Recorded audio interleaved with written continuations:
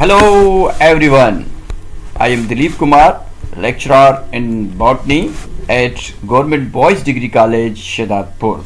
Today we will learn about another topic of cellular respiration.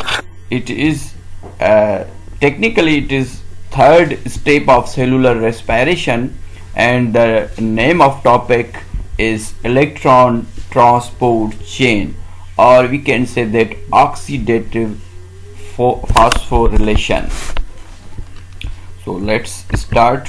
Very first जो हमारा lecture था उसमें हमने ये सीखा था कि जो सेलुलर रेस्पिरेशन है, सेलुलर रेस्पिरेशन में जो फर्स्ट स्टेप है जिसमें कि ग्लूकोज की स्प्लिटिंग होती है उसको कहते हैं ग्लाइकोलाइसिस। ग्लाइकोलाइसिस में ग्लूकोज का मॉलिक्यूल टूटता है और ग्लूकोज के मॉलिक्यूल्स के टूटने से दो पायरुवेट या पायरुविक एसिड मिलते हैं, और ग्लाइकोलाइसिस में हमें दो एटीपी भी मिले थे और दो एटीपी के साथ NADH के दो मॉलिक्यूल भी हमें इसमें मिले थे। तो फर्स्ट स्टेप जो सेलुलर रेस्पिरेशन, ये पहला स्टेप जो एनारोबिक रेस्पिरेशन और एरोबिक रेस्पिरेशन इन दोनों में होता है। अब देखें कि जब पायरुवेट हमें मिल गया तो पायरुवेट या पायरुविक एसिड के बाद अगर यहाँ पे ऑक्सीजन मौजूद होगी और ऑक्सीजन के साथ जो सेंटर ऑफ रेस्पिरेशन है जो ऑर्गेनल सेल में होता है जिसको क्या कहते हैं माइटोकॉन्ड्रिया, अगर माइटोकॉन्ड्रिया भी मौजूद होगा तो होगी एरोबिक रेस्पिरेशन। अगर ये दोनों मौजूद नहीं होंगे, ऑक्सीजन मौजूद नहीं होगी या माइटोकॉन्ड्रिया मौजूद नहीं होगा, तो पायरुवेट के पास दो कंडीशन है।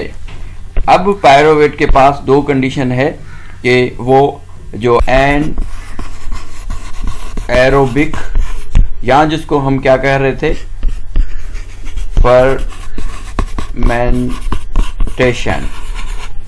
फर्मेंटेशन है, उस प्रोसेस में चला जाएगा। अगर ह्यूमन बींग्स में होता है तो ये बनाएगा हमारे मसल्स में लैक्टिक एसिड जो कि हम डिस्कस कर चुके हैं, और अगर ये फंजाई या माइक्रो ऑर्गेनिज्म में होता है तो ये बनाएगा अल्कोहल। तो इसको अल्कोहलिक फर्मेंटेशन भी कह सकते हैं या लैक्टिक एसिड फर्मेंटेशन भी कह सकते हैं। अब अगर ऑक्सीजन मौजूद है, ऑक्सीजन यहाँ पे मौजूद है और माइटोकॉन्ड्रिया भी मौजूद है, तो ये जो दो पायरुवेट बने हैं नंबर 1 एंड नंबर 2, अब इनमें केमिकल चेंजेस होगी। ये जो माइटोकॉन्ड्रिया है, माइटोकॉन्ड्रिया में जाने से पहले इसमें केमिकल चेंजेस होगी और केमिकल चेंजेस के नतीजे में ये पायरुवेट चेंज हो जाएगा एसिटाइल को ए। एसिटाइल में दो कार्बन है और इसके साथ सल्फर एटम और को एंजाइम ए भी जुड़ा हुआ है। अब देखें कि ये जो क्रेब साइकिल है, यहाँ पे होगी क्रेब्स साइकिल में भी दो एटीपी बनेंगे और इसमें 8 NADH बनेंगे और दो इसमें बनेंगे FADH बनेंगे। अब देखें ये जो एटीपी बन रहे हैं, ये दो एटीपी यहाँ पे बन रहे हैं और दो एटीपी ये यहाँ पे बन रहे हैं। इस एटीपी की फॉर्मेशन को हम कहेंगे सब straight level phosphorylation. Substrate level phosphorylation का मतलब ये है कि जो मॉलिक्यूल है डायरेक्ट प्रोड्यूस करे एटीपी, तो इसको सबस्ट्रेट लेवल फास्फोरिलेशन कहेंगे। हमारे पास जो इलेक्ट्रॉन कैरियर मॉलिक्यूल जो मौजूद हैं वो हमारे पास हैं NADH और FADH, जो कि 10 हमारे पास NADH हैं, 8 ये क्रेब साइकिल में बने थे और 2 ये जो कि ग्लाइकोलाइसिस के प्रोसेस में बने थे, और 2 हमारे पास FADH हैं। अब ये जो यहाँ पे मौजूद है हमारे पास जो इलेक्ट्रॉन कैरियर मॉलिक्यूल, तो ये इलेक्ट्रॉन कैरियर मॉलिक्यूल से जब एटीपी बनेंगे, जब एटीपी निकलेंगे, बहुत ज़्यादा जो है एटीपी हमें जो मिलते हैं वो इन मॉलिक्यूल्स से मिलते हैं। इन मॉलिक्यूल्स में जो एनर्जी है वो प्रोड्यूस करती है एटीपी। तो जब इन मॉलिक्यूल से, इलेक्ट्रॉन कैरियर मॉलिक्यूल से जो एटीपी बनेंगे, तो इसको हम कहेंगे ऑक्सीडेटिव फास्फोरिलेशन, जो आज हमारा टॉपिक है, या इसको हम कहेंगे इलेक्ट्रॉन ट्रांसपोर्ट चेन। इस पेज पे मैं जो आपको समझाना चाह रहा हूँ, ज़रा इसको गौर कीजिएगा, फिर हम आगे चलते हैं। ये जो पेज है इस पे मैं आपको दिखाना ये चाह रहा हूँ कि जो सेल का ऑर्गेनली है, जिसको हम कह रहे हैं जो cellular centre of cellular respiration है, जिसको कि हम कह रहे हैं माइटोकॉन्ड्रिया। ये माइटोकॉन्ड्रिया की जो फोल्डिंग इनर मेम्ब्रेन है और बाहर वाली आउटर मेम्ब्रेन है। अब देखें कि फोकस कीजिएगा कि ये जो आउटर मेम्ब्रेन है इसको कहते हैं outer membrane. This one is called outer membrane. आप इसको छोड़ दें। हम अब जो फोकस करेंगे 3 चीज़ों को, 3 लोकेशन को फोकस करेंगे। एक ये, इसको कह रहे हैं हम इंटर मेम्ब्रेन स्पेस, और एक पोर्शन ये, इसको हम कह रहे हैं इनर मेम्ब्रेन, और इनर मेम्ब्रेन के अंदर ये वाला पोर्शन, इसको हम कह रहे हैं माइटोकॉन्ड्रियल मैट्रिक्स। तो इन 3 चीज़ों को हमने लेके चलना है और आपने भी इसको फोकस करना है। अब देखें ये वाला जो हिस्सा है पूरा का पूरा, यहाँ पे जो इनर मेम्ब्रेन के अंदर वाला हिस्सा है, इसको हम कह रहे हैं मैट्रिक्स, और ये वाला पोर्शन हम फोकस करेंगे, ये सारा का सारा एरिया ये क्या है, मैट्रिक्स है, माइटोकॉन्ड्रिया का ये मैट्रिक्स है। अब देखें ये जो मेम्ब्रेन है येलो कलर की, इसको हम कह रहे हैं कि ये जो 2 लकीरों में जो मैंने ये बनाई है, इसको हम कह रहे हैं इनर माइटोकॉन्ड्रियल मेम्ब्रेन। तो आपने मैट्रिक्स को भी फोकस करना है और इनर माइटोकॉन्ड्रियल मेम्ब्रेन या इनर मेम्ब्रेन को भी आपने फोकस करना है। ये जो आउटर मेम्ब्रेन है और इनर मेम्ब्रेन है, इसके बीच वाला ये जो पोर्शन है, ये जो स्पेस है, ये पूरा का पूरा स्पेस, इसको हम कहेंगे क्या, इंटर मेम्ब्रेन स्पेस। तो ये वाला पूरा का पूरा एरिया आप समझिएगा कि ये है। तो इस फिगर को आप समझ लें। अब हम आगे चलते हैं कि जो इलेक्ट्रॉन ट्रांसपोर्ट चेन है, वो इलेक्ट्रॉन ट्रांसपोर्ट चेन होगी इस जगह पे। इसको फोकस करेंगे और इसको फोकस करेंगे। ये जो मैट्रिक्स है, यहाँ पे क्या हुआ था, यहाँ पे हुई थी क्रेब साइकिल, और जिसके नतीजे में हमें 8 NADH और 2 FADH और 2 ATP हमें मिल चुके हैं। टोटल अभी तक हमें 6 ATP मिले हैं, उसमें से 2 हमने इन्वेस्ट किए थे ग्लाइकोलाइसिस में, और 4 ATP हमें मिल चुके हैं। अब इसको फोकस करें कि ये क्या है, इंटर मेम्ब्रेन स्पेस है, और ये जो इनर मेम्ब्रेन है, ये 2 लकीरें इनर मेम्ब्रेन है और ये मैट्रिक्स है।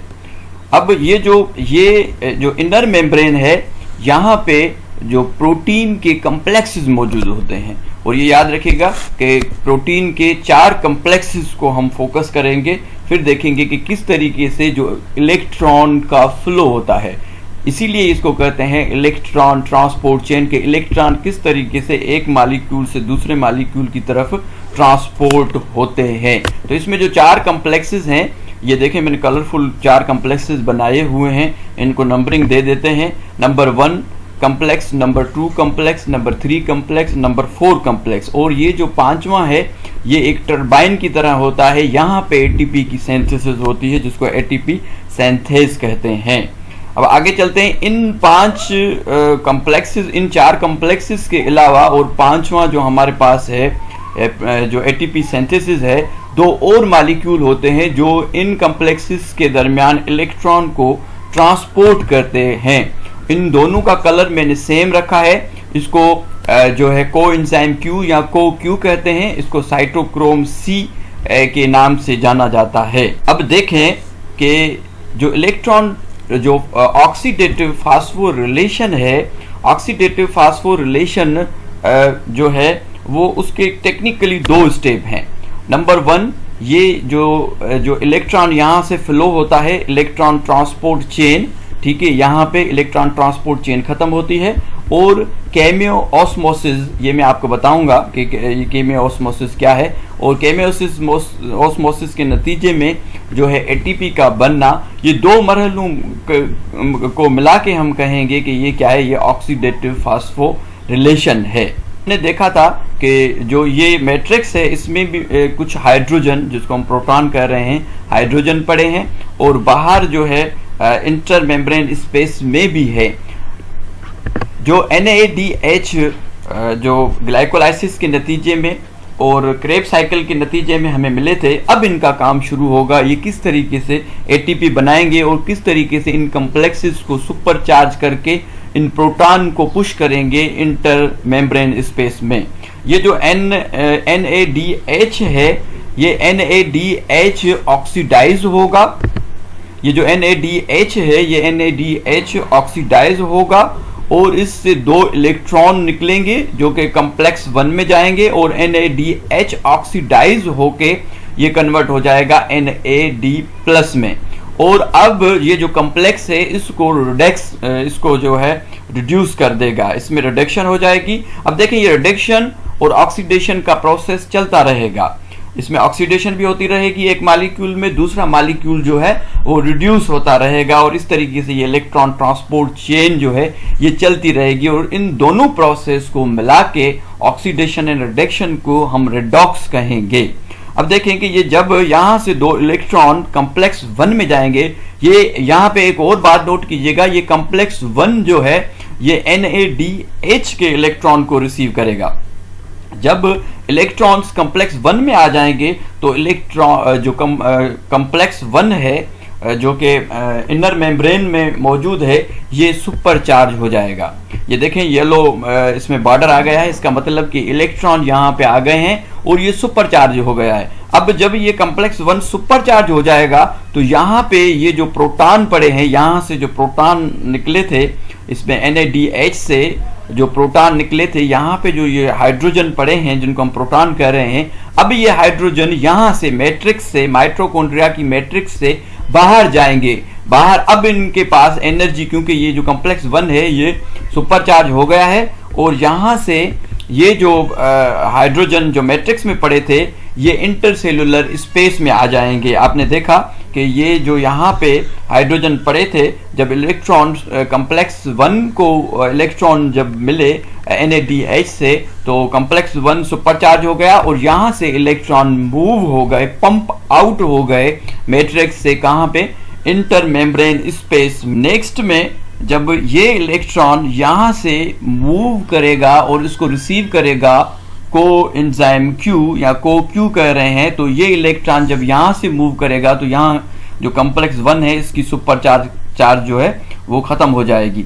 अब देखें कि ये जो कॉम्प्लेक्स 1 है यहाँ से इलेक्ट्रॉन मूव होंगे किसके पास, यहाँ पे ये जो CoQ है, कोएंजाइम Q है, तो ये इलेक्ट्रॉन जो कॉम्प्लेक्स 1 से है इसको रिसीव करेगा CoQ। जब इलेक्ट्रॉन यहाँ से निकल जाएंगे तो ये जो सुपरचार्ज कॉम्प्लेक्स 1 हुआ था, अब इसकी सुपरचार्ज जो है वो खत्म हो जाएगी। अब देखें कि इसके बाद जो दूसरा हमारे पास जो मॉलिक्यूल था FADH2, ये ऑक्सीडाइज होगा।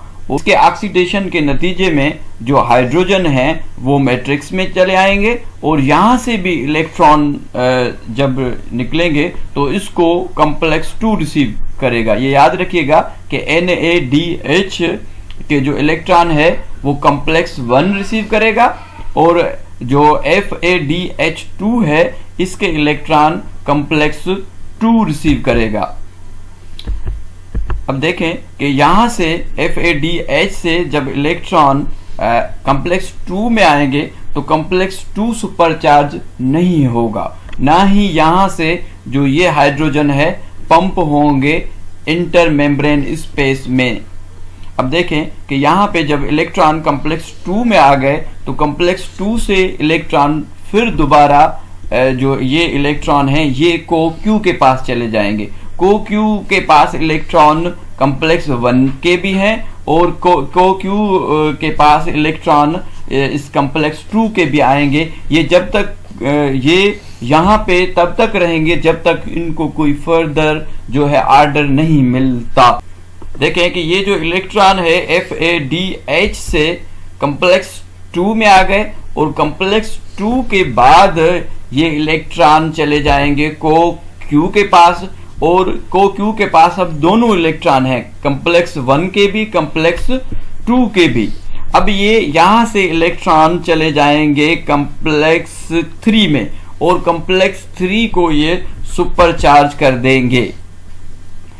यहां से कॉम्प्लेक्स 2 के भी इलेक्ट्रॉन्स आ गए और कॉम्प्लेक्स 1 के CQ से लेके फिर आ गए किसके पास, ये देखें फिर से कि CoQ के बाद कॉम्प्लेक्स 3 के पास आ गए। जब कॉम्प्लेक्स 3 में दोनों के इलेक्ट्रॉन आ गए तो कॉम्प्लेक्स 3 भी कॉम्प्लेक्स 1 की तरह सुपरचार्ज हो गया। जब ये सुपरचार्ज होगा तो इलेक्ट्रॉन जो हाइड्रोजन है वो मैट्रिक्स से जो पंप आउट होंगे कहाँ पे हो जाएंगे, यहाँ पे इंटरसेलुलर जो इंटर मेम्ब्रेन स्पेस है इसमें हो जाएंगे। ये देखें कि किस तरीके से इंटर मेम्ब्रेन स्पेस में अब जो है जो ग्रेडिएंट है, जो कंसंट्रेशन है जो हाइड्रोजन की वो बढ़ रही है बमुकाबले जो माइटोकॉन्ड्रिया का मैट्रिक्स है उसके। इसके बाद क्या होगा कि ये जो इलेक्ट्रॉन कॉम्प्लेक्स 3 में है ये कॉम्प्लेक्स 3 से इलेक्ट्रॉन को जो रिसीव करने वाला दूसरा जो इलेक्ट्रॉन कैरियर मॉलिक्यूल है जो साइटोक्रोम C है, इनको अब साइटोक्रोम C जो है रिसीव करेगा। देखें कि इलेक्ट्रॉन किस तरीके से मूव करके साइटोक्रोम C में जा रहे हैं। जैसे ही साइटोक्रोम C में इलेक्ट्रॉन्स जाएंगे, जैसे ही आप देखें कि जैसे ही इलेक्ट्रॉन साइटोक्रोम C में जाएंगे तो साइटोक्रोम C जो है उसकी सुपरचार्ज वो खत्म हो जाएगी। अब इसके बाद क्या होगा कि ये जो इलेक्ट्रॉन ट्रांसपोर्ट चेन जो यहाँ से चली है कॉम्प्लेक्स 1 और कॉम्प्लेक्स 2 से CoQ से कॉम्प्लेक्स 3 से साइटोक्रोम C, ये इसको इलेक्ट्रॉन ट्रांसपोर्ट चेन कर रहे हैं। कहीं पे कॉम्प्लेक्सेस इलेक्ट्रॉन की वजह से सुपरचार्ज हो रहे हैं और उसके नतीजे में जो ये हाइड्रोजन है, हाइड्रोजन पंप आउट हो रहे हैं कहाँ पे, इंटर मेम्ब्रेन स्पेस में। अब देखें साइटोक्रोम C के बाद ये इलेक्ट्रॉन चले जाएंगे कॉम्प्लेक्स 4 के पास। कॉम्प्लेक्स 4 के पास जैसे ही ये इलेक्ट्रॉन आएंगे तो ये इलेक्ट्रॉन्स कॉम्प्लेक्स 4 को भी सुपरचार्ज कर देंगे। ये जो कॉम्प्लेक्स 4 है जैसे ही सुपरचार्ज होगा तो जैसे कॉम्प्लेक्स 1 में हाइड्रोजन जो है यहाँ से पंप आउट हुए थे इंटर मेम्ब्रेन स्पेस में और कॉम्प्लेक्स 3 से जो हाइड्रोजन पंप आउट हुए थे इंटर मेम्ब्रेन स्पेस में से, वैसे ही यहाँ से भी जो हाइड्रोजन है वो पंप आउट होंगे मैट्रिक्स से। ये जो माइटोकॉन्ड्रियल मैट्रिक्स है यहाँ से पंप आउट होके जो इंटरसेलुलर स्पेस है जो कि space in between outer membrane and inner membrane है, वहाँ पे चले जाएंगे। अब देखें कि किस तरीके से हाइड्रोजन जो है मैट्रिक्स से बाहर पंप आउट हो रहे हैं। ये क्यों हो रहे हैं? क्यों कि जो कॉम्प्लेक्स 4 है वो सुपरचार्ज हो गया है, इसलिए। अब ये इलेक्ट्रॉन यहां से मूव होंगे और इनको रिसीव कौन करेगा? सुपर चार्ज कॉम्प्लेक्स 4 से इलेक्ट्रॉन मूव हो, इनको रिसीव करने के लिए मॉलिक्यूलर ऑक्सीजन यहाँ पे मौजूद होगी, जो हम ब्रीथ लेते हैं, ऑक्सीजन टेक इन करते हैं। अब देखें ऑक्सीजन, यहाँ पे ऑक्सीजन का रोल आ गया है और ऑक्सीजन की मौजूदगी में जो एटीपी बनती है, इसलिए इसको ऑक्सीडेटिव फास्फोरिलेशन भी कहते हैं। यहाँ पे ऑक्सीजन, जो मॉलिक्यूलर ऑक्सीजन है, वो जो है यहाँ से 2 इलेक्ट्रॉन और हाइड्रोजन को जो है रिसीव करेगी, और जो मॉलिक्यूलर ऑक्सीजन है उससे 2 मॉलिक्यूल बन जाएंगे किसके? वाटर के 2 मॉलिक्यूल इसमें मॉलिक्यूलर ऑक्सीजन से बन जाएंगे। अब देखें, अब देखने वाली बात यह है कि जो हाइड्रोजन का ग्रेडिएंट है या हाइड्रोजन की जो कंसंट्रेशन है, हाइड्रोजन की कंसंट्रेशन जो मैट्रिक्स में है, मैट्रिक्स में कंसंट्रेशन लो है और यहाँ पे हाइड्रोजन की कंसंट्रेशन हाई है। कहाँ पे? इंटरसेलुलर स्पेस में। जब यहाँ पे कंसंट्रेशन हाई है और यहाँ पे कंसंट्रेशन लो है, तो अब क्या होगा? अब यहाँ पे होगी केमियोऑस्मोसिस, के मूवमेंट होगी केमिकल्स की, movement of chemicals from higher concentration towards the lower concentration. जैसे ही मूव होंगे ये जो हाइड्रोजन है, हाइड्रोजन जैसे मूव होंगे तो ये जो कॉम्प्लेक्स यहाँ पे मौजूद है, इसको एटीपी सिंथेसिस कहते हैं। ये कुछ इस तरीके से होगा कि जैसे टरबाइन होता है, जैसे टरबाइन होता है, और टरबाइन जैसे एक टरबाइन होता है पानी का, और उस पर पानी गिरता है और ये मूव करता है, और इसके मूव करने से, इस टरबाइन के घूमने से जो क्या होगा कि यहाँ पे एक फास्फेट का ग्रुप होगा और यहाँ पे एडिनोसिन डाइफास्फेट यहाँ पे मौजूद होंगे, और ये फास्फेट इसके साथ मिलके क्या बनाएगा? एटीपी बन जाएगा। जैसे ही एक हाइड्रोजन का आयन यहाँ से मूव होगा, यहाँ से जैसे मूव होगा और ये घूमेगा, ये जो एटीपी सिंथेसिस है ये घूमेगा, और जो एटीपी है वो एडीपी है वो एटीपी में चेंज हो जाएगा। अब देखें कि जैसे हाइड्रोजन है वो जो इंटर मेम्ब्रेन स्पेस से अंदर की तरफ मूव होंगे, तो ये जो एडीपी है, एडिनोसिन डाइफास्फेट, चेंज हो जाएगा किसमें? एटीपी में। अब यहाँ पे एटीपी हमें मिल गए हैं, जिसको हम सिंथेसिस ऑफ एटीपी कह रहे हैं, जो कि जो हमारा 5th कॉम्प्लेक्स है वहाँ से जो है बनना शुरू हो गए हैं। टोटल हमें देखने हैं कि एटीपी जो है टोटल वो कितने मिले थे। जो ग्लाइकोलाइसिस है उसमें हमें 2 एटीपी मिले थे और 2 NADH मिले थे, और जब जो एसिटाइल को A बना था तो उस वक्त भी हमें 2 NADH मिले थे, और जो क्रेब्स साइकिल या TCA साइकिल, इसमें हमें 2 ATP मिले थे और NADH हमें 8 मिले थे, और FADH2 हमें 2 मिले थे। अब देखें जो ग्लूकोज का एक मॉलिक्यूल जिसमें के 6 कार्बन थे, ये 6 के 6 कार्बन निकले थे कार्बन डाइऑक्साइड की, ऑक्सीजन के साथ मिलके कार्बन डाइऑक्साइड की सूरत में। ग्लाइकोलाइसिस में कोई भी मॉलिक्यूल रिमूव नहीं हुआ था, 2 मॉलिक्यूल टूट गए थे 3 कार्बन में।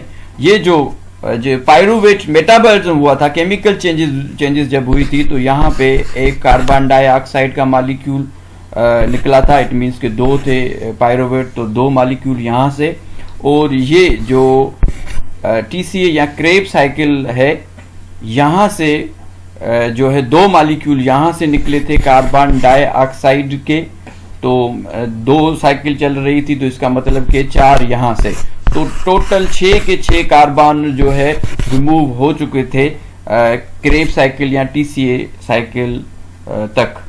तो अब हमें देखना यह है कि टोटल जो यील्डिंग हुई है एटीपी की, जो वेरी फर्स्ट हमने कहा था कि 36 जो नेट होगी, वैसे जो है 38 होंगे। अब देखें कि ये जो NADH है, एक NADH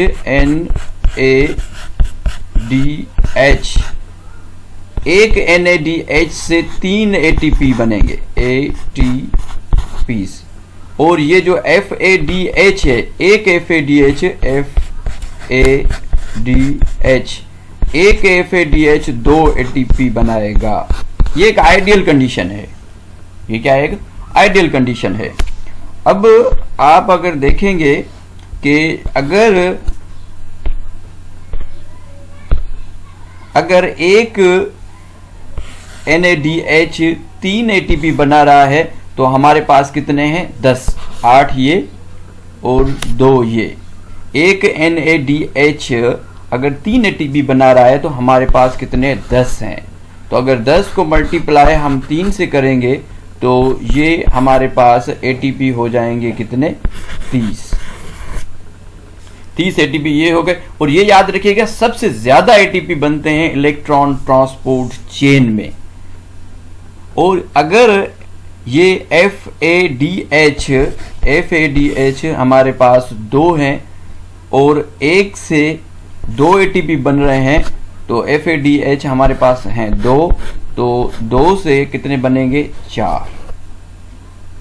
4 ये हो गए और ये हो गए कितने? 34 ATP हमारे पास बन गए। 2 हमें ATP यहाँ पे मिले थे जो TCA साइकिल या क्रेब साइकिल में, और 2 ATP हमें मिले थे यहाँ पे ग्लाइकोलाइसिस में। अब देखिए 34 to 38 तक ATP बन सकते हैं। और 2 हमने जो है इन्वेस्ट किए थे, अगर वो माइनस करेंगे तो 36 जो है ATP हमें मिल जाएंगे। तो ये टोटल कैलकुलेशन है। ये एक आइडियल कंडीशन है। कहीं पे कुछ बुक्स ऐसे भी हैं, कुछ साइंटिस्ट ये कहते हैं कि एक NADH से 2.5 ATP बनते हैं, और जो ये FADH है इससे 1.5 जो है ATP बनते हैं। तो इसकी अगर कैलकुलेट आप करेंगे तो 36 जो है ATP हमें, नेट 36 ATP हमें मिलेंगे। 2 इसलिए हम कम कर रहे हैं क्योंकि 2 जो है हमने इन्वेस्ट किए थे किसमें? 2 हमने पहले से ही इन्वेस्ट किए थे ग्लाइकोलाइसिस में। तो this is all about the electron transport chain. Electron transport chain जो है कहाँ पे होती है? इनर मेम्ब्रेन में होती है, माइटोकॉन्ड्रिया के इनर मेम्ब्रेन में होती है। और यहाँ पे 4 कॉम्प्लेक्सेस प्रोटीन के मौजूद होते हैं। यहाँ पे एक को एंजाइम भी मौजूद होता है, 2 इलेक्ट्रॉन कैरियर मॉलिक्यूल मौजूद होते हैं। जैसे ही जो इलेक्ट्रॉन कैरियर मॉलिक्यूल हैं वो इलेक्ट्रॉन देते हैं इन कॉम्प्लेक्सेस को, तो ये कॉम्प्लेक्सेस सुपर चार्ज हो जाते हैं और ये जो हाइड्रोजन है ये पंप आउट हो जाते हैं। कॉम्प्लेक्स ये याद रखिएगा कि कॉम्प्लेक्स 1 से NADH के जो है इलेक्ट्रॉन्स रिसीव करेगा, और FADH के इलेक्ट्रॉन कॉम्प्लेक्स 2 रिसीव करेगा। और कॉम्प्लेक्स 2 से जो है हाइड्रोजन जो पंप नहीं होते, कॉम्प्लेक्स 3 से और कॉम्प्लेक्स 4 से पंप होते हैं। लास्ट में जो है क्या बनता है? हमारे पास ATP बनता है और पानी के मॉलिक्यूल्स बनते हैं ऑक्सीजन की मौजूदगी में। इसको हम कहते हैं ऑक्सीडेटिव फास्फोरिलेशन या electron transport chain. Thank you so much.